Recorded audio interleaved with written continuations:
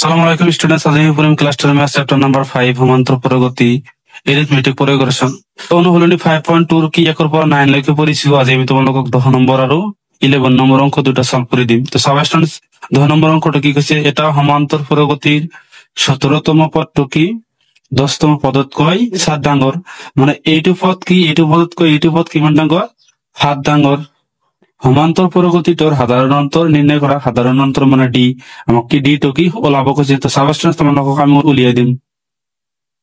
তো এই সমাধান আমি কি লিখিম যে A17 এইটো পদতকৈ A10 মানে 10তম পদটো কি এইটো পদতকৈ এইটো কিমান ডাঙৰ, আমাৰ 7 ডাঙৰ।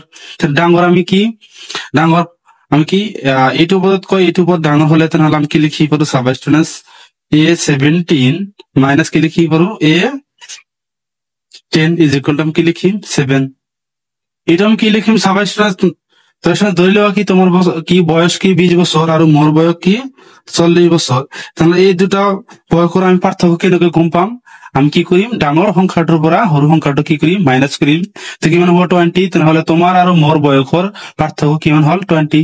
এই কারণে আমি এটা কি লিখিছো যে এইটো পদ আর এইটো পদের পার্থক্য কিমান 7, মানে এইটো পদতকৈ এইটো পদ কি 7 ডাঙৰ। সেই কাৰণে আমি কি লিখিছো এইটো পদেৰ পৰা এইটো পদ মাইনাস কৰিছো। তাৰপিছত আমি কি লিখি পাৰো চাবা, এইটো A17 সাধাৰণ সেইটো কি জানো A প্লাস 16D মাইনাস কি 10 নম্বৰ পদৰ কি 10তম পদৰ সাধাৰণ সেইটো কি লিখি পাৰো A plus 9D is equal to কিমান 7। তাৰপিছত আমি কি লিখিম A plus 16D minus A minus কি হ'ব 9D, যেহেতু -2 এই দুটাৰ লগত কি হিচাপত আছে পূৰণ, এই কারণে আমি পূরণ করে দিছো মাইনাস প্লাসে মাইনাস মাইনাস প্লাসে মাইনাস 7। তো মাইনাস ওর এ প্লাস ওর কি যাব ক্যান্সেল। তারপর 16D এর পৰা 9D মাইনাস করলে কি হবে 7D ইজ ইকুয়াল টু কিমান আছে 7। তাহলে আমি D ইজ ইকুয়াল টু কিমান ওলাব পারো 7 ডিভাইড বাই 7। 7 এর 7 ডিভাইড করলে আমি কিমান জানো 1। 7 যা কিমান হয় 1। তাহলে D টো আমি কিমান পালো 1। তাহলে আমি লিখি পারো যে থেকে সাধারণ অন্তর D ইজ ইকুয়াল টু কিমান হল 1। তাহলে স্টুডেন্টস কি সাধারণ অন্তর D টো আমি কিমান পাইছো 1। এটা আমার কি হবো 10 নম্বরের কি উত্তর। এতিয়া আমি তোমালোকক 11 নম্বরটো করে দিম। তো এতিয়া তোমালোকক আমি 11 নম্বরটো করে দিম। সব স্টুডেন্টস 11 নম্বর কোশ্চেনত কি কৈছে 3, 15, 27, 29 ডট ডট সমান্তর প্রগতিটোর কোনটো পদ আমি নাজানো, কোনটো পদ 54তম পদতকৈ 132 ডাঙৰ। কোনটো পদ আমি নাজানো সেইটো আমি কি ধৰিম an, আৰু 54তম পদতকৈ anটো কিমান ডাঙৰ 132 ডাঙৰ। তো সাবস্টেন্স তোমালোকক এটা সমাধান কৰি দিম সহজ পদ্ধতিত। তো স্টুডেন্টস আমাক কি দিয়া আছে যে দিয়া আছে কিমান 3, 15, 27 আৰু 39। এটা আমাকে সমান্তর প্রগতি দিয়ে আছে। তো ইয়ার আমি কি প্রথম পদ আমি কিমান জানো A বা A1 আমি কি জানো 3, আর সাধারণত D কিমান জানো দ্বিতীয় পদের পর প্রথম পদ মাইনাস বা তৃতীয় পদের পর দ্বিতীয় পদ মাইনাস। আমি দ্বিতীয় পদের পর প্রথম পদ মাইনাস করিম কিমান হব 12। D টো আমি কিমান জানো 12 মানে 15 এর পর 3 মাইনাস করলে কিমান হব 12। তারপর আমাকে কি কইছে সাব স্টুডেন্টস মানে an পদটো কি A 54তম পদতকৈ কিমান ডাঙৰ 132 ডাঙৰ। ডাঙৰটো কি কৰিম আমি ইয়াৰ পৰা এইটো মাইনাস কৰি যেটো পাম সেইটো আমাৰ কি হ'ব 132, মানে এইটো পদতকৈ এইটো পদ কিমান ডাঙৰ 132 ডাঙৰ। তাৰপিছত আমি কি লিখিম ইয়াৰ সাধাৰণ সেইটো কি জানো আমি ইয়াৰ সাধাৰণ পদটো কি জানো A plus n-1 into D minus A54 সাধারণ সেইটো কি হ'ব A plus 53D is equal to কিমান আছে 132। তাৰপিছত আমি কি কৰিম A plus A D ৰে এইটো পূৰণ কৰি দিম and D minus D minus plus minus minus A minus কিমান হ'ব 53D is equal to 132। Minus A আৰু প্লাস আমি কি কৰি পাৰো কেনসেল। अब स्टूडेंट्स हम की माइनस और A और प्लस और कैंसिल करले কিমান থাকে N D minus 53 D is equal to 132 থাকে।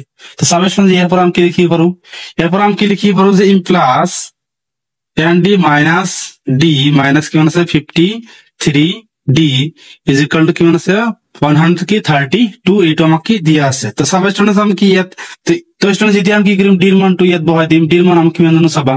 তো আমি কি কৰিছিলো সমান্তৰাল পুৰগতিটোৰ পৰা ডিৰ মান কিমান ওলাইছিলো 12, তেনেহলে এই ডিৰ মানটো তাত আমি এতিয়া বহাই দিম। তো তোমালোকে এতিয়া কি কৰিবা ডিৰ মানটো বহাই দিয়া n ইনটু কিমান হ'ব 12 মাইনাস 53 ইনটু 12 মানে কি ডিৰ মান বহাই দি আছো 132 থাকে ইজ ইকুয়াল টু। তো এইটো পূৰণ কৰিলে কিমান হ'ব 12n মাইনাস কিমান হ'ব 12 মাইনাস কিমান থাকে 53 ইনটু 12 ইজ ইকুয়াল টু 132 কিমান থাকে 132। তো এই দুটো আমি এতিয়া পূৰণ কৰি দিম চাবা, ইয়াত পূৰণ কৰিম 53 ইনটু 12 তো কিমান হ'ব 3 2 গুণ 6 5 2 গুণ 10 ইনটু 3 1 গুণ 3 5 1 গুণ 5, তাহলে কি যোগ করলে কিমান হবে 6 3 6। তাহলে এই দুটো পূরণ করলে আমি কিমান পাইছো মাইনাস 12 মাইনাস কিমান হবে 636 ইজ ইকুয়াল টু 132 এটো দিয়ে আছে।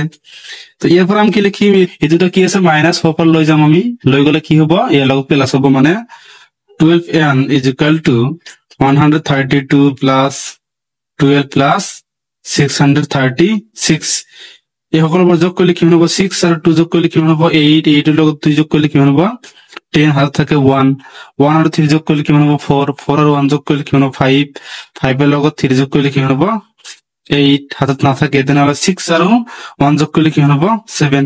তাহলে 12n ইজ ইকুয়াল টু আমি কিমান পাইছো 780 পাইছো 780। তাহলে আমি কি লিখি মান ইজ ইকুয়াল টু 780 ডিভাইড বাই কিমান হব 12।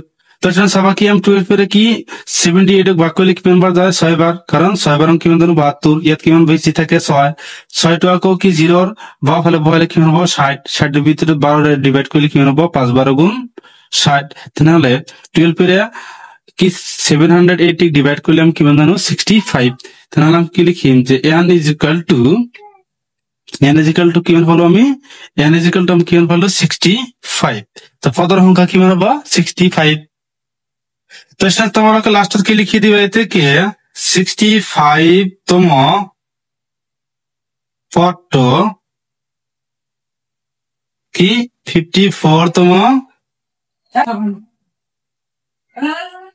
পদতকৈ 132 ডাঙৰ। এইটো আমাৰ কি আছিল উত্তৰ, ইয়ালৈকে কৰিব লগীয়া আছে ষ্টুডেন্টস। Thank U students.